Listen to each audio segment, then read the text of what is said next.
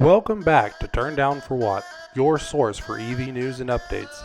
Like and subscribe for more content like this episode. Let's dive on in.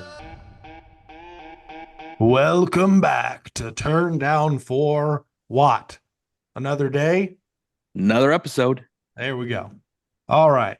Well, last week we kind of did the preliminary thoughts and discussions around the whole We Robot event, and everything that was about to transpire.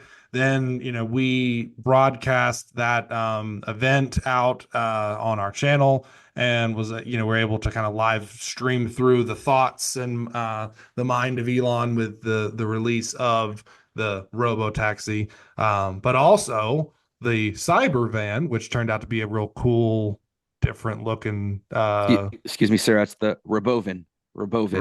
Revolving. Robovan, Robovin. Emphasis on bow. Robovan. But yeah, Hillbilly.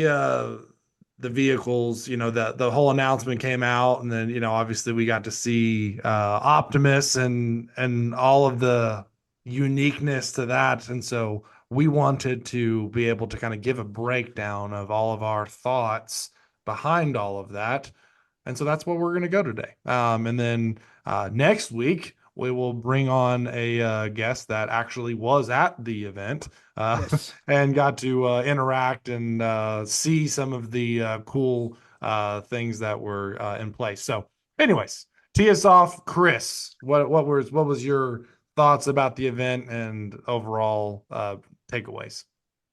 Man, I was all over the place on the event because like on one hand, I had my phone like on the ready, like logged in to my Tesla account, ready to put a deposit down on something that never occurred. And the just the nerd Star Wars, Battlestar Galactica, Dune, dork in me just loved everything about it. It's this, projection and vision of what the future could be.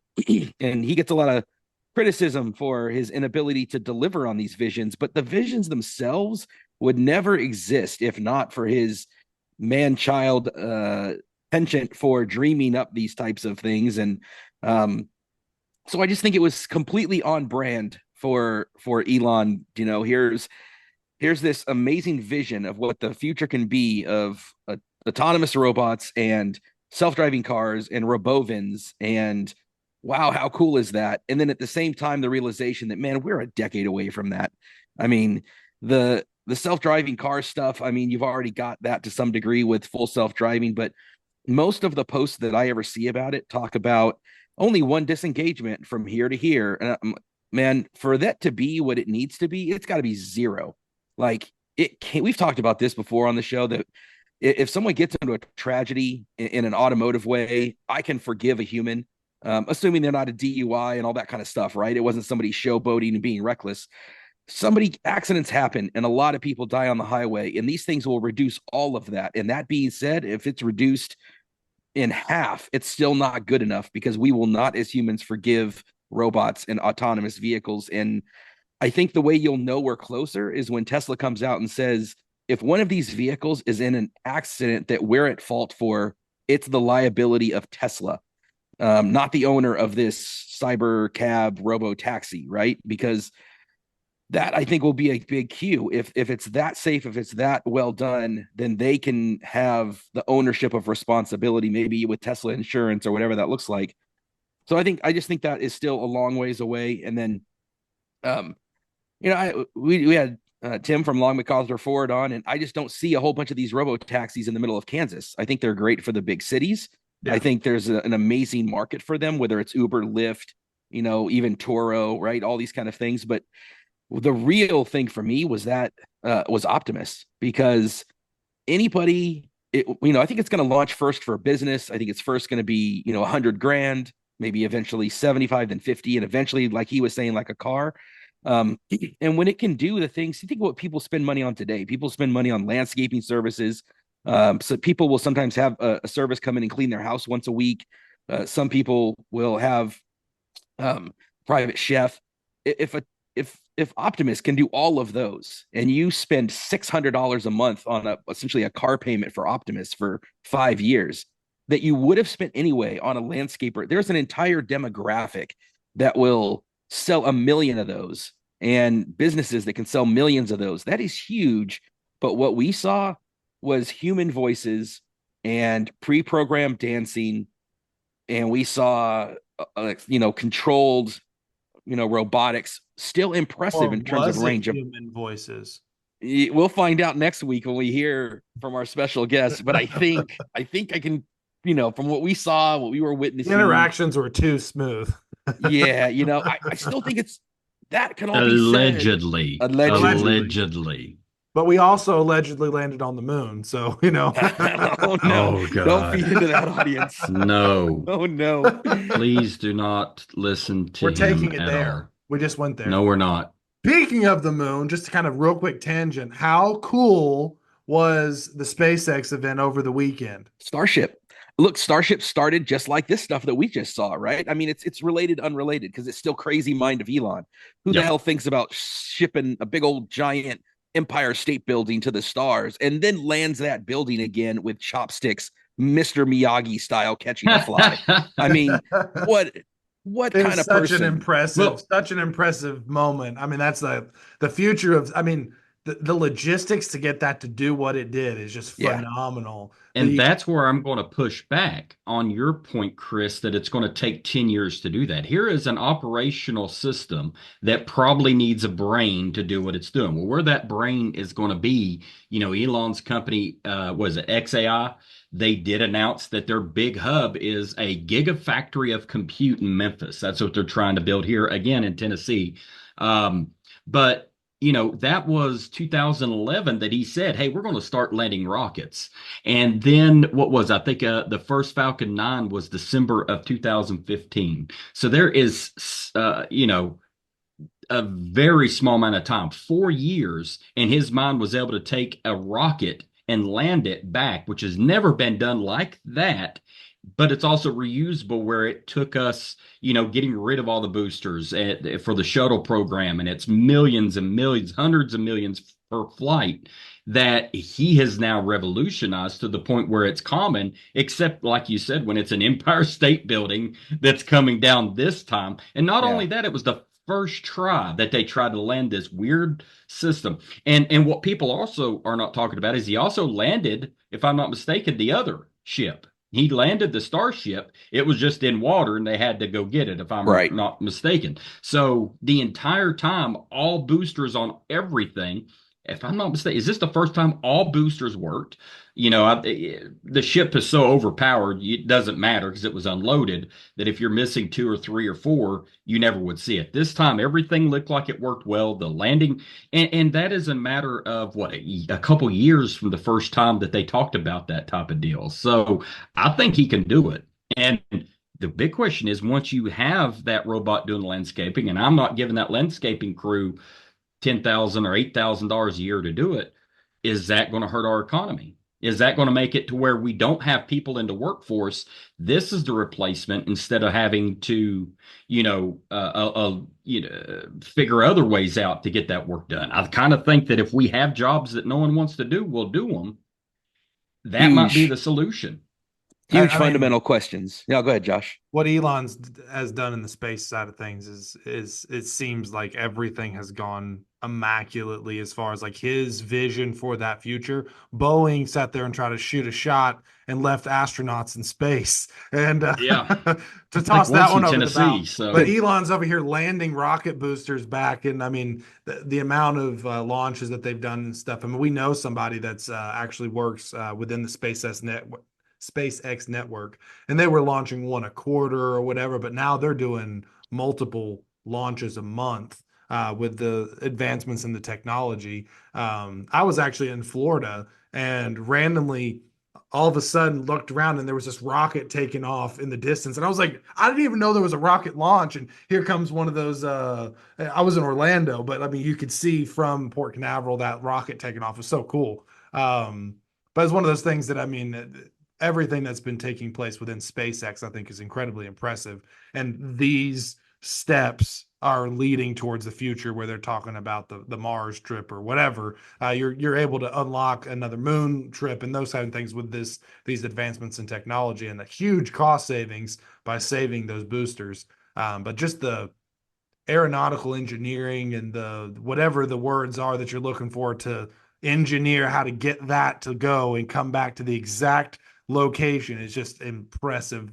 It blows my mind on how all that And logistically if you works. can do that, what makes you think you can't take a bus down the street and not run anybody over? I think the other one is much harder to do than making sure that little Billy don't get hit. So I think that there's some opportunities there. And I am, and again, another tie for Tennessee. That's Butch Wilmore. I think it's Wilmore. Is it Wilmore? I think. And he is a Tennessean, and he is one of the ones that was with Boeing that is stranded right now. So hopefully they get back Ugh. soon.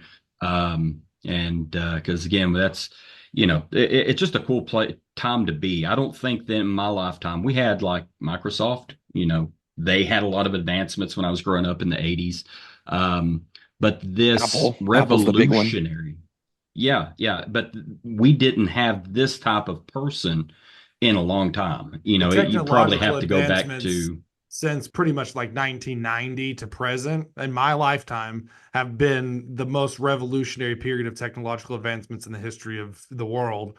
Obviously everything leading up to that point led to it, but in 1990 we had computers that took up whole rooms, and well, they were starting to get smaller by then, but we had cell I had a phones that Commodore were 64 in 87, Yeah. so don't yeah. give me that. But I So mean, Commodore, my point Commodore is the PET. advancements from there to now the fact that we have a computer on our phone that is able to take us to anywhere in the world, and we have self-driving vehicles, and we're talking about all these crazy advancements in technology, robots that can mow your yard for you. I mean, nobody would have dreamed of that in 1990, except for I guess your sci-fi movie creators. But here we are That's where sitting in you're 25 years, we've seen so much advancements. It's really pushed that ball along. But to kind of give a summary of the three announcements, I highlighted them. But the Robotaxi was unveiled. In my opinion, kind of looks like a Cybertruck sedan. I mean, like it has that front light bar. It has similar Japan. features if to if the the Cybertruck and the Model Y did a little bit of had a something something in baby. the back room, Yeah. out would come the But it's Cyber Cab. deformed because it lost its steering wheel and everything. So it's in the family, I guess, right? Yeah. That's that. Uh, Talk about Tennessee. I'm just yeah. kidding. The Yeah. Robotaxi has the fully autonomous driving. It'll drive itself. There's not going to be a steering wheel or any of those features in it. You hop in the car, it'll take you from A to B. The benefit to that is you can have your vehicle take you to work, but then your vehicle can go work for you the rest of the day because it can just run around and run people around if you so choose, which is kind of a unique thing. The Robo Van is the Revolving. larger version of that Robo Van, but it has they rolled it out and everybody got off the bus, but it would be the public commuting that could transport. I don't know how many people fit on that. 16 or Yeah. 20. So I mean, it was a pretty decent sized people mover, but it's the same type of solution, but it can move people around autonomously. But then obviously the Optimus was kind of, I think, the highlight of everybody's moment where it's pouring drinks with a hat on and all of the features. But having the customization of somebody that can cook, mow, do all those things, and I mean, obviously the affordability is the question mark, but if it was anything like what they demonstrated in those models, it would be an incredibly impressive um, bot. So Yeah, is it going to look like the Matrix where Neo plugs in, like the Optimus plugs in like Neo and comes out and says, like, oh, I know Kung Fu. I Well, know how to do your yard. I know how to the cook Gordon Ramsay food. Like, that is all about metadata. That is all the experiences it has. The reason that's the Tesla self-driving is so much better than other people's self-driving is it's been doing it the longest. Now, once you teach something that learning behavior and to teach something how to do that is how some people are really making strides in AI, especially when you see some of the experiments that teach like walking animals or walking, robots, the failures they have. But now because they have all of that metadata that goes into that machine, they could take any of them and it instantly knows how to walk because of 20 years of their research that has failed, and it knows now based on that how to walk. So it's programming, and it's spooky. Don't get me wrong. I mean, there's a lot of technology is moving at a rate that I don't think we've seen ever in from the time that it's It, there to now. it's Um, crazy. I mean, Yeah. just in the last 10 years, just think of the impact ChatGTP has had on people trying to get things done on a daily basis or understand data. You can always go to a monetization site like a search engine and type in, hey, how do you do this? But even it is not going to tell you how to do it. It's going to tell you how it can do it to make more money because it's going to show you who pays them to show you what they want to do. So it's always that way. And now you're getting past that. I search when I need to know something. I actually go on my search engine, or I use my one of my chat bots before I go to a search engine because I try, but it just search engines don't have that ability anymore. So it's that technology push that makes it a lot easier to find the answers that you want. So are you going to get a cyber taxi? I don't. So I don't think a cyber taxi. I was 100% ready to put down a deposit on an Optimus if it was further along. I think I was hoping it was much further along than it appeared to be to me. My Here's my thing on the cyber taxi is I can see its purpose and I can see where people would be fascinated by it. But I think just like I'm just informed by what we just saw come through the southeast there with these double hurricanes, right? And if so, maybe it's a second or a third car, but it certainly can't be my primary mode because or I can't rely on it, right? As a means that I don't own. Because in an emergency, one, it's going to have smaller range. It's a small vehicle. It's going to be limited. I do love the induction charging. We didn't touch on that. I'm curious what the losses are. I don't even like the losses of my own level 2 charger that I see when I look at what comes off my grid and what goes into my truck and the losses in between. I'm curious what those inductive losses will be. I think it's great for the use case, but yeah, it's an earthquake hits, a tornado hits, a hurricane is coming, and now millions of people are relying on robo taxis and robocabs, and they've who gets priority. I see the surge charge of a Uber or a Lyft when it's after a 49er game or a concert or Fleet Week in San Francisco. I see those huge, or even at the airport, those prices get astronomical. When we were in Vegas, guys, and we went to take a taxi at Act Expo, the prices, as Oh people yeah. they were jumping up. Right now, imagine the robo taxi, and it's going to be the same market supply and demand conditions. I don't want to. Again, just as an American, from since I was 16, I didn't want to rely on anybody to give me a ride. I don't like public transit. Americans don't like public transit. They talked about the Robovin and how public transit doesn't exist without subsidies from government because they aren't. We see this with BART out here. Ever since COVID, BART has been losing Hmm. money hand over fist, and they've raised bridge tolls to help prop up BART and all the property taxes, all these other. They've had initiatives on the ballot because it can't pay for itself. And same thing with. So yeah, the Robovin is going to help that in terms of getting lower for municipality costs. There's so much. That's what's so revolutionary of this stuff is. But so there is a place. It's going to be the right tool for a certain job, but it's not going to be what I would want to rely on as transportation because philosophically, I'm not wired that way. I want freedom, liberty, independence. Even if I own it, I don't want it out there getting into an accident or breaking down, and I've got to Hmm. summons it back through traffic. And then when it gets to me, because it's been working all day, there's no power. You know what I'm saying? It's just too. There's a lot of things that make it to where I think municipalities and, like you said, the lift companies and they're going to have pushback because you're also eliminating people that would have that job, but you're also lowering the cost to do it, which makes it affordable for people. If you're only looking at 5 cents per mile per person, and now in urban areas, you can get from across town for 75 cents, where it would cost you 15, $20 for a family of five to do that. And you're only spending like $1 or so to do that. Now all of a sudden you can live and use that money yourself. And I think that's the other thing is where does it's the other thing I have when I hear people talk about, okay, we have to have no automation in our port system. They were talking about that during the thing. Well, does that mean The that our goods strike. and services are more expensive? Yes. And they are, and they've doubled and tripled per container. Well, when does it become a point to where we can't afford because we're propping up all these other things and not using it?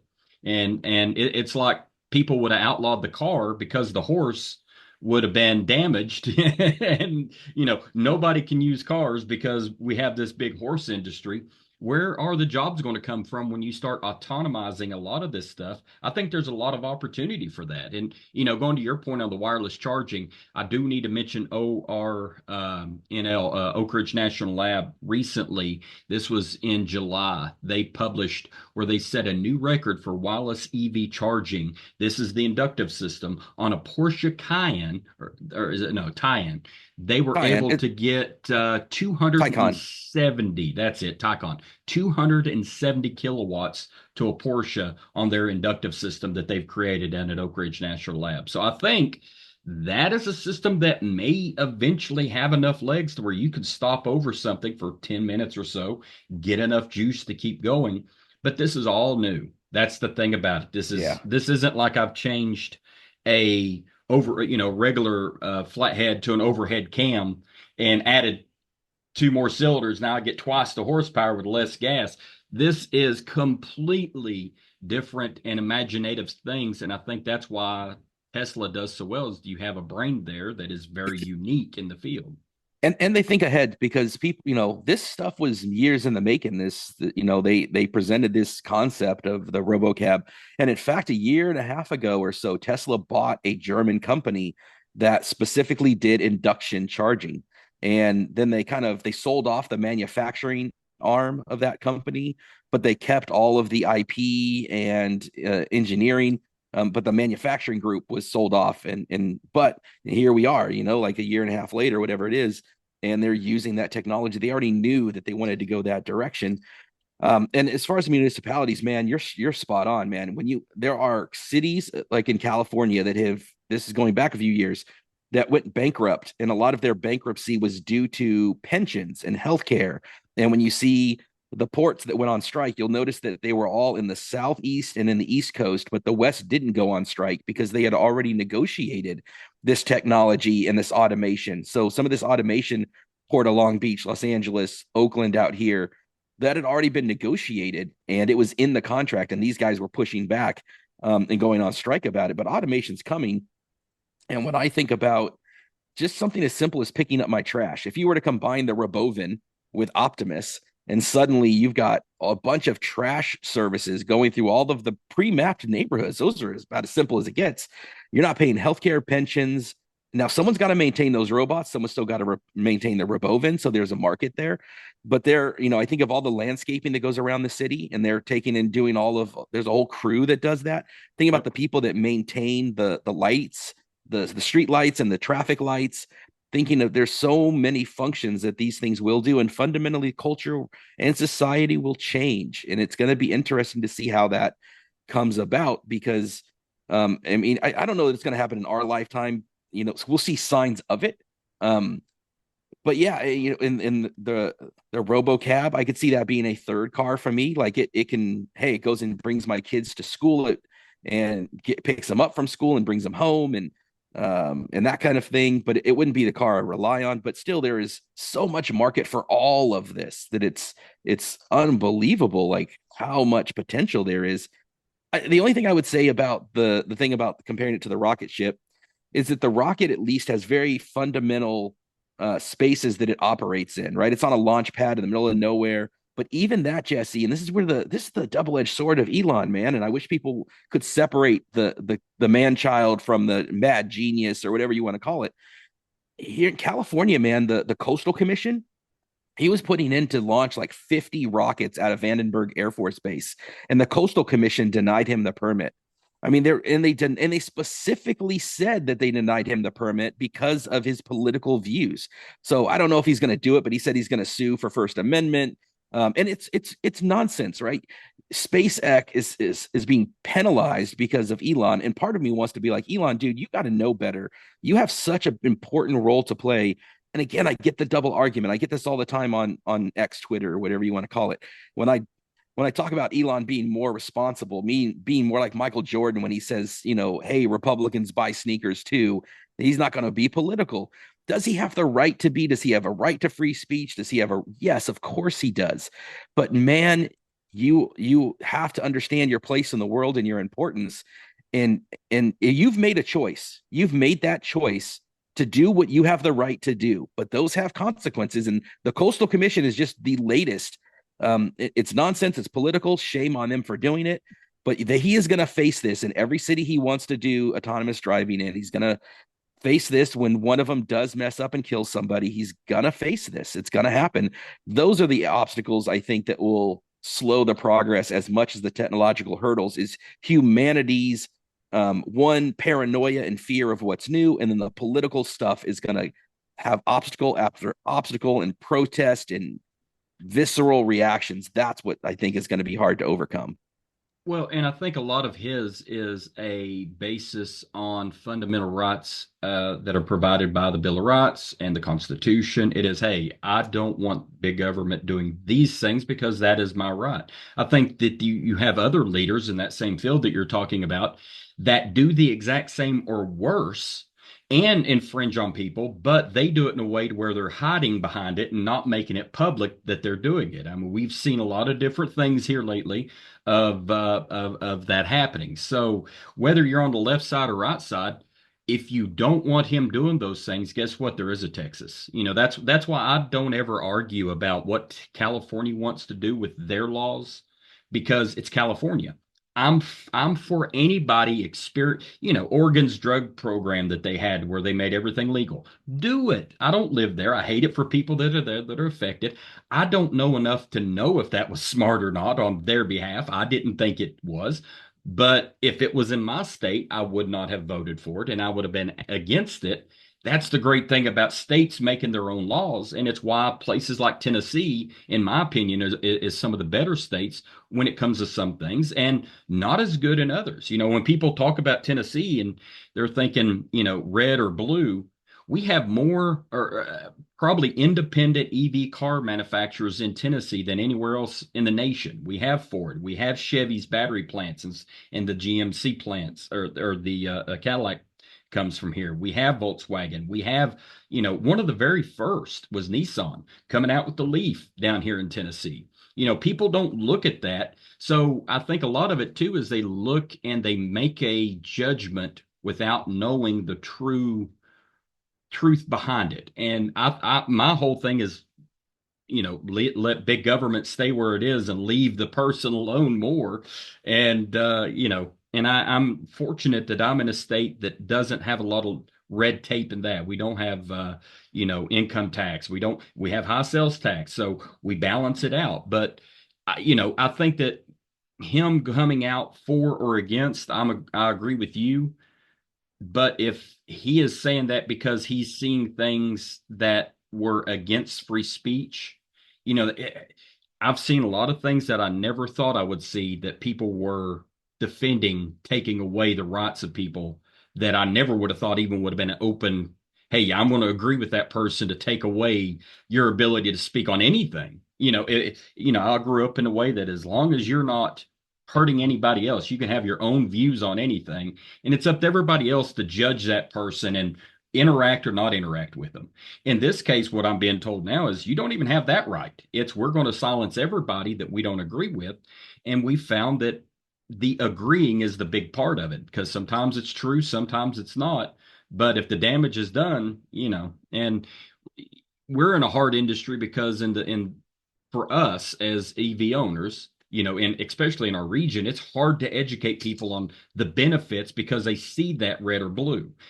For me, it's not red or blue, it's jobs, it's opportunity, it's creation of technology that we all can use. And I love my truck. I think it's been a great vehicle for me. And I think it's better than what other trucks I would have bought at the time. So I don't know. I agree with you. It's hard to stay apolitical in these things. And I do think that him coming out for or against is hurting him financially. But, if it hurts, he's going to move it to Texas. If Yeah. he, I mean, it's just, if the state wants to act that way, whoever state it is. He'll find a state that doesn't want to do that to you, and that's where they're going to go. I mean, look at a lot of the southeastern states. We've talked about this before. Rivian. Why didn't they choose California? They chose Georgia. Why did Mercedes choose Alabama? Why did Toyota and you have in South Carolina BMW? You know, why did Volkswagen put the Scout plant in South Carolina? There is something there, and it's not just incentives and free stuff. It's Well, other things as well. even Chevy, and maybe this is a point where we kind of pivot to some of the EV news and the EV, stuff that we Yeah, saw. And, Chevy took and laid off 1,000 or something of their software engineers, kind yep, of started to dissolve a lot of their California presence. And there's still a big California presence, of course. Tesla, Ford has their Skunk Work labs out here, both in Irvine and Palo Alto. Rivian has a presence out here. Saw Kyle Connor was actually out here in the Bay Area yesterday and today with Volkswagen, who has their ID Buzz, and they're doing some stuff with that. I'm excited to see that content. And Chevy is it's so weird because like Volkswagen is partnering with Rivian. Um, the the Chevy group is going to be, I don't know if you want to call it outsourcing or partnering with some of their software where and they're using Android Automotive, and Ford is using Android Automotive, and they're kind of insourcing to some of their software, but still having partnerships. And yeah, some of it is the cost in California, right? The cost of these engineers, and they've said to people, "Hey, we want you to be out in Detroit. We want you to be out in these other areas that are cheaper to operate." But the reality is that that's not where the smartest minds of engineering want to be. That doesn't mean there aren't smart minds outside of California, but that little culture bubble, and also in engineering, people jump from project to project depending on who the project leads are. A lot of times somebody will go to an organization or a company, and then a lot of the people they know will come with them. People are very transient, is that the right word, with yeah. with their jobs when they're software engineers. And so you want to be in an area where there are hundreds of software engineer opportunities, because it is almost like an actor, who jumps from project to project, role to role. Software engineers sometimes are like that, especially the top ones. They want to be constantly with like-minded people that are pushing the Hmm. envelope, and you're just not going to find that outside of California. But then if you're doing more fundamental rudimentary tasks that aren't pushing the envelope, those things still have needs, and having a whole team of California engineers for that also doesn't work. So it's a Well, balance. you say that, and then you look where Oracle puts their world headquarters are now in Nashville. You know, they made that announcement that they left California. I think they ended up going to Texas for a while, trying to find where they were going to put their final location, and now they've selected Nashville. And a lot of those engineers, the coding aspect of it is again, when we start looking at what AI is doing, I can be an AI coder now because the code that it was difficult for me to code, and I never was able to pick it up on a point where I could make a living doing it.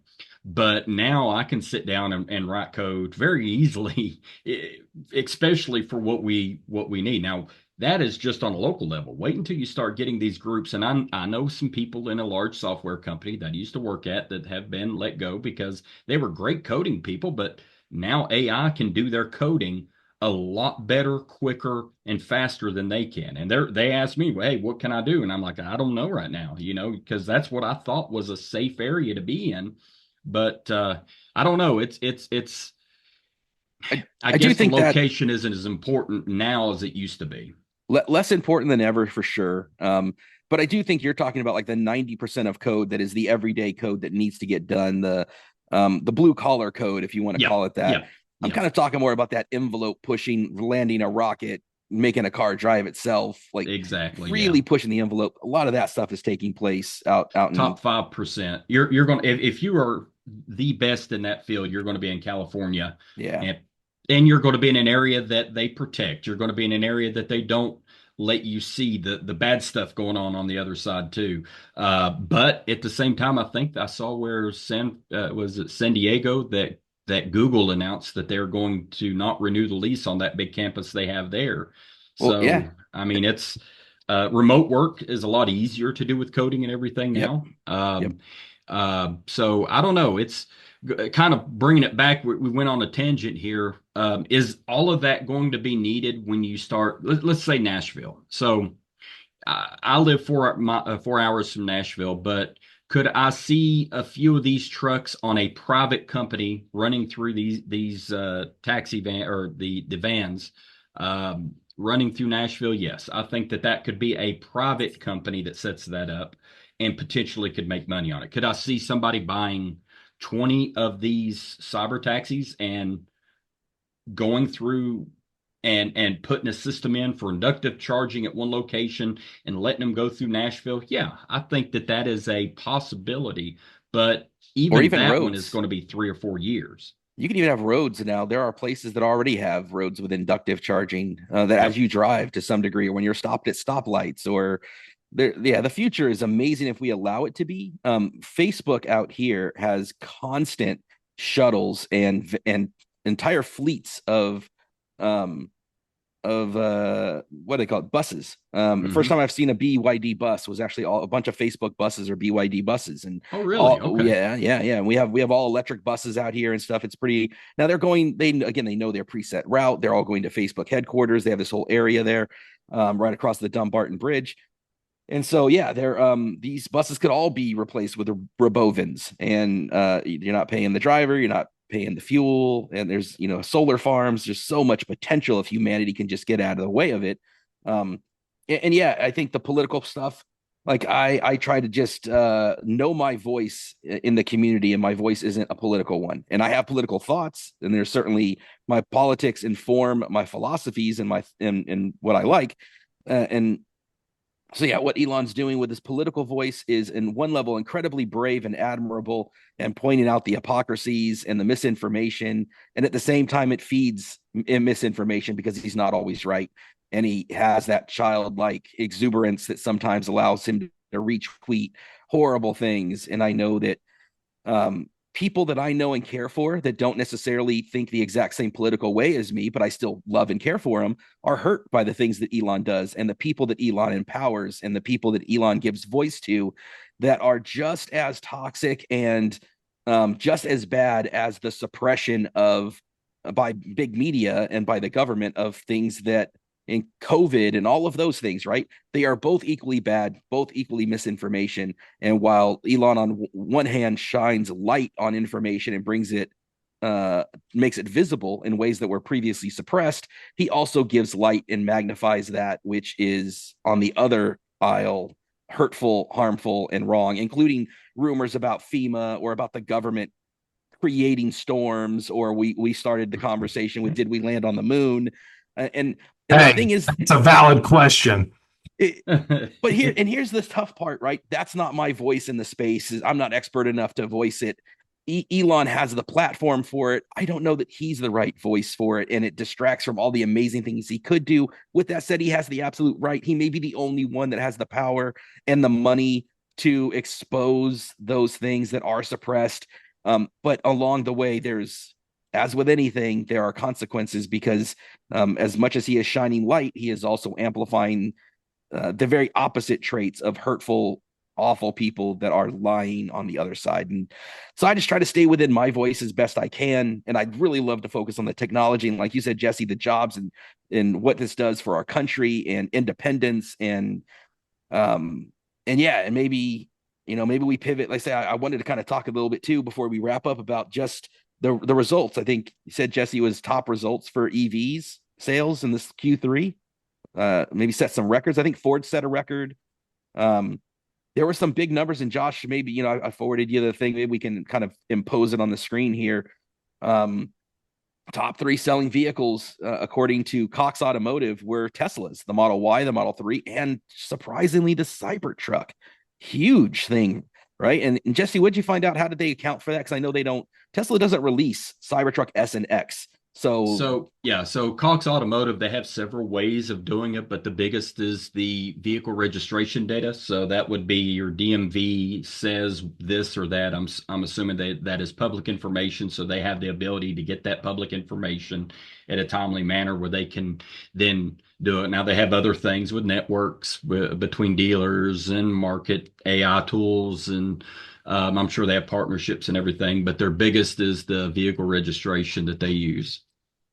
But And yeah, I I mean, you can just tell that when you're driving around. I mean, we've discussed this. We live in more non-EV territory over here in East Tennessee. I've seen 5 or 6 Cybertrucks driving around my area, which is crazy. But I've been around Atlanta and around Knoxville, and they're just everywhere.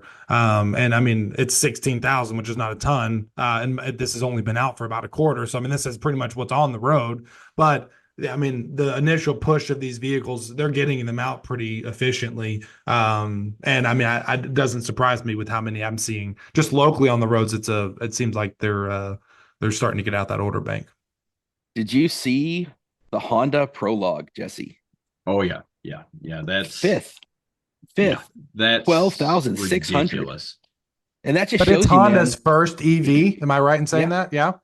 And yeah, so, I yeah. mean, I think everybody that's a Honda fan that might have been waiting to jump on the bandwagon, this is the first EV offering. Just like Toyota, they've really mastered the hybrid space. But I mean, when they enter the scene, those people that are a fan of Toyota, that vehicle will probably sell quite well. Now we can kind of touch on the idea too that it's Honda's first EV. Where's my quotes? Where's my screen? Yeah, EV. There yeah. we go. There we go. Which way am I going? Which way am I going? Yeah, but it's not. It's Chevy, which we've talked about before. Tortoise and the hare. Obviously Chevy was out early with the Bolt, but it's not an impressive EV by any stretch. Man, you've got now Chevy Equinox with 9,000, Chevy Blazer with almost 8,000. In fact, Chevy Equinox almost 10,000. And then yeah, better than any of the Chevys is the Honda at 12,000, which is really a Chevy Blazer, guys. It's a Chevy Blazer. It's when you get in, it's got OnStar, it's got Android Automotive, it has got all of the parts of a Chevy. Now they did some design aesthetics on the outside to make it Honda, and it's got the Honda name, but it is a Chevy Blazer. And then of course they got the Lyric and the Silverado and the GMC Sierra and the Hummer. And man, kudos to Chevy, man, because I had left Yeah, them for dead. Now, and they yeah, also announced that they're getting rid of the Ultium brand because Ultium is tied to LG, and LG, they can't be constrained to just the LG technology. So they're talking, Chevy's looking into cylindrical and PAX and Jesse and prismatic. I were talking about this yesterday. I think GM and Chevy as a brand are the leaders right now as far as offerings of different variety within the US EV market. Right now, I mean, they really have the angle for it. Ford has a truck, and now they have the Mach-E. Like they have those two things. But Rivian has a truck and an SUV, and they're coming out with some of the other vehicles. But no, very few companies are starting to get this diverse portfolio of EVs, and Hyundai Chevy's done Kia. a really good. Yeah, Kia's done it, but Kia Yeah, doesn't have full size truck. I mean, like you're right. the You're right. the Yeah. Chevy space is having diversity in price, diversity in offerings from the size of a Bolt all the way up to a full size loaded Silverado at $110,000. Like Or the Denali, getting your favorite, the Denali yeah, is I know, coming. and that's the GM brand. But I mean, you're starting to see this Oh, GMC, diversity right? you're starting to see this diversity of portfolio, and I think Chevy really for the EV space is establishing themselves there because all these people are starting to tiptoe, and I think Ford and some of these other companies are going to get there with their manufacturing facilities, but Chevy's already there. I mean, they have a vehicle in every class all the way up and down. So whether you want to buy a truck or a little tiny car, there's a solution for you, and that's something that only Tesla pretty much rivals with the size of offerings. So, well, even at that, just think one big thing you missed was the Cadillac Escalade IQ, which just sold mhm. the first one, VIN number zero zero Half a one, just million, sold at 550,000. And I would say crazy. that is not even including the premium, the percentage on top of that. So $550,000 for the first Escalade IQ. Tell me another vehicle that's in that other than Now, I just to be still clear, like that would be the the resale value. The actual sale value was like 150, but somebody turned around and flipped it for still the 500,000. 150. I mean, think of Who are these who's going to people? buy a 150, $200,000 vehicle that, I mean, that's a Lamborghini, I mean, if you're going to spend that kind, Somebody that's but just still got they way too offer much it. money. Yeah. You guys got money to burn at that point. Yeah. So, but let me put this in perspective. So we're sitting here talking about how great, because it was a record quarter for United States. We had 346,000 EVs. That's a 5% jump over Q2. Great numbers. That's everything together. So looking at BYD, they in the last quarter sold 443,000 just EVs and an additional 685,000 plug-in hybrids. So they had 1.1 million plug-in hybrid and EVs, and we're sitting here all excited about 350 for our quarter. Now it's still great. We're moving up on the ladder, but it's scaring me because if you're They selling have three or four times as much, you're going to have more ability. they have a billion people and huge government subsidies. But to your Yep. point, we are behind because when Chevy was talking about disbanding the Ultium brand and going outside of LG, a lot of that is because they want LFP packs. When Ford's talked about the partnership with SK On and doing the Kentucky plants and those battery plants, those are LFP packs. So we're just now doing what China's been doing forever with their LFP, and which drives the cost down. And they've got incredible manufacturing, which they learned from us. Yep. And yeah, I think it's interesting to see the EV space and see the diversity of brands now with Chevy, with Rivian, with Ford's kind of still holding their own. But man, they better be careful. They need to start producing. You still got Lucid coming up with Gravity soon, Rivian with Lucid. R2. Yep. It was weird because everybody was talking 2027 is the new 2025, because for a while everybody was like 2025, 2025, and now it's all 2027. And And then part of me thinks 2026, it's going to be 2029, 2029. 2030 is the other one I hear a lot. 2027, 2030. And so, yeah, I just don't know how committed we are. Um, Ford is kind of turning to the plug-in hybrids, Toyota doing the plug-in hybrids. So there's still a fight, whereas China has clarity. They have vision. And that's the thing about I don't know what to call them, a communist dictatorship capitalism. I mean, they have a stock market, they have property, they have, probably more millionaires than anywhere else in the world just because of their size. So are they really communist? I don't know what they are. But whatever they are, man, they have clarity of focus. And the thing is, unlike our politics, and believe me, this is not a political statement for communism or whatever the heck Yeah, their you've already dictatorship done is. that today. Yeah. Right. I've already gonna have weird comments about that. I am not endorsing the Chinese way of doing business, but here where you've got what's the politics in the next couple of years? Who's the president going to be? What are the state to state It's the policies difference between the communism, the government's dictating what's going to happen. The in the government doesn't market? have that much pull in the United States. Right. It's more free market capitalism. And yet, I think that when it comes to the government dumping $10 billion into charging network, that's going to promote the sale of EVs in 3 years when all these sites get open. Yep. I think chicken or the egg, these companies are realizing the gaps and the technological advancements and the cost, and it's something that's going to have to improve. But one way or the other, the charging network improving, general demand, costs coming down with quantity of production, all of these things will catch up. It's just a matter of, in our free market world right now, gas makes more money, and we don't have a government telling us how it's going to be outside of recommendations. Because with our tiers of government, even regardless of the political, if the president wants something but the Congress doesn't, then it's going to be more of a difficult push to do mandates and these kind of things. We talked about this a few episodes ago. Yeah. But we're not in a position where we can institute mandates or we can institute, any sort of thing other than subsidizing charging stations and subsidizing EV purchases, which I think has helped spurn some of the growth we've seen. But I think logical business decisions, Ford saying, hey, we're going to make more money in our gas right now. And they're still investing, $8 billion in their EV plant. So it's not like that's going away, but let's get that up and going. Let's do some research and then let's launch a product that's going to be more cost effective or whatever. So it's just a matter of timing. I think it's going to It hit, is. but we're on more of a lag just because we're not being told by the government of what we have to do. We are all over the place today. We have like We are. went, yeah, that's been fun. And then to tie it all together, did we talk Yes, about the whole please. I robot, we robot controversy? Did we get that covered or no? Yeah, Yeah, like who it was we like it. inspired. It ain't ready, but Yeah. if they had one for $200 down payment, we all probably would have put her name on the list just so we could drive down the road with it on us. So Yeah. But I mean, we talked about the inspiration between the fact that the event was we robot, I robot, and the fact that it looked the same. Yeah, they did. It looked a lot Yeah. like the inspiration. The Robovin looked a lot like the iRobot thing, and the But same the thing fact with he the announced it at an event called We Robot, I mean, that's that's really, intentional. That is yeah. Elon though, right? That is all whether it's he's talking about, He's going to his shove it in vehicles. your face and you can't do anything about it just the way he's done I'm it, still disappointed they didn't get Peter Cullen's voice Would and have been just cool. have that as the voice of Optimus from here on out. That would have been fantastic. Just go ahead and buy him for his voice forever. Put it in that thing, and that is the voice of Optimus. So. Yeah. I will make you a sandwich.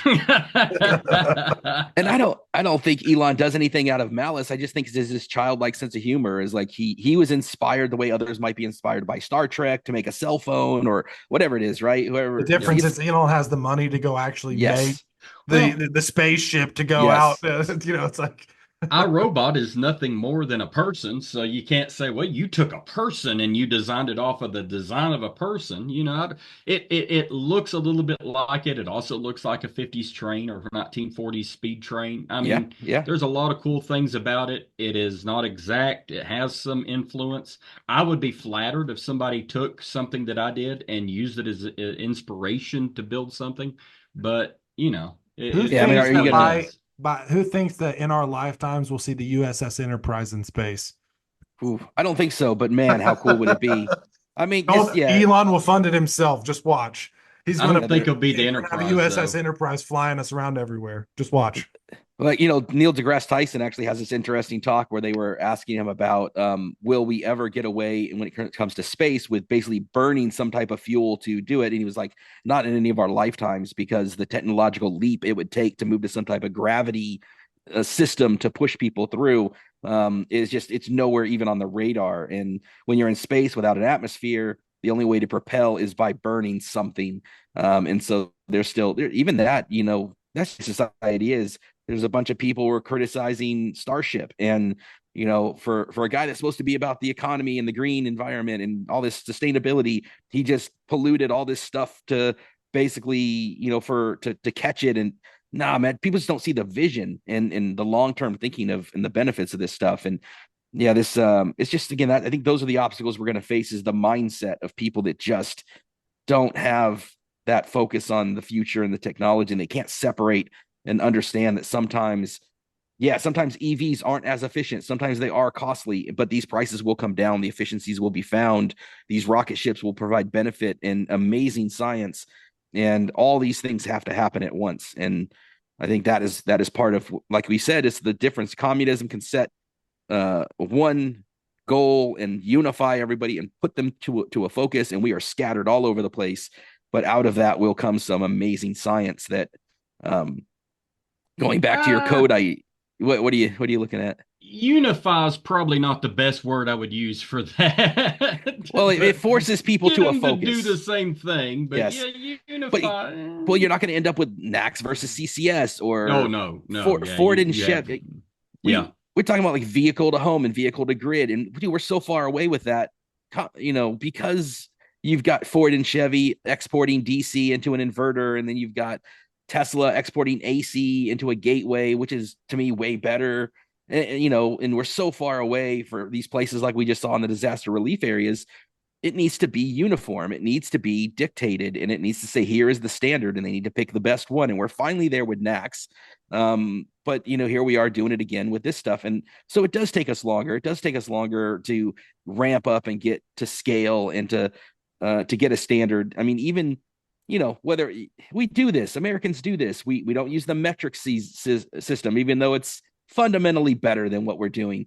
We give the finger to the system and we do it ourselves. We do. It is our pattern. It's the way we love to be, and it is funny because yeah, we just don't want to be. We don't want to submit to someone else's authority, and it's a great rage against the machine kind I of, use trapper keepers. My truck is exactly 17.3 trapper keepers long, and I'm not going to change. That's how I use on everything. So, Oh man. Well, well, it's my probably last point I want to yeah. Go make for it. Let's wrap it up. is that one thing we failed to mention is, and if I don't mention this after talking about it, somebody's going to slap me.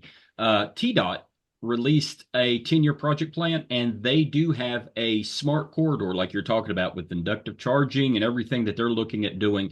It runs on Interstate 24 between Nashville. I think it goes down to Chattanooga. So if anybody's interested on that, you can kind of research the Interstate 24 smart corridor. Other than that, can't wait for next week. Next week, we get to talk to somebody that actually sat in one of these vehicles, hopefully, A real life unless person, anything yeah. changes. And would love to have some questions answered on what they think about Yep. those things. They Josh, interacted with them. They did all this stuff. They sat in the vehicles. that's awesome. We'll try to get photos and stuff to input in as well. But yeah. Yeah. I think I sent to you all their video, not knowing that's who it was. So, Yeah. Funny which was enough. pretty cool. Yeah. Yeah. Chris is like, let me just call up my buddy. We'll get him going. So yeah. The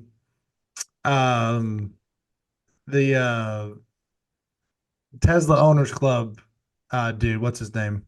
Which John or Joe or I think it's Joe.